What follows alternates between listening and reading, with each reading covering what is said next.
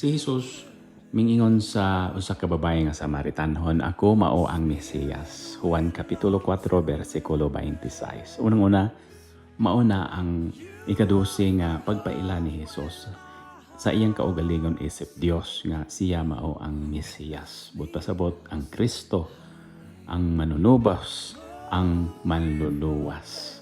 Ikaduha, ang ngalan nga Jesus, ang buot pasabot di ana pod Kristo, manluluwas, manunubos.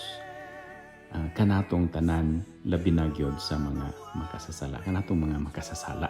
Ikatulo, giluwas ta ni Jesus dili tungod kay angayanta nga luwason, kundi tungod kay naluoy ang Ginoo kanato. Mao man gani nga ang ato ang Ginoong Hesukristo mao ang divine mercy at tuburan sa kaluoy ug angayan gyud nato siyang pasalamatan dayon.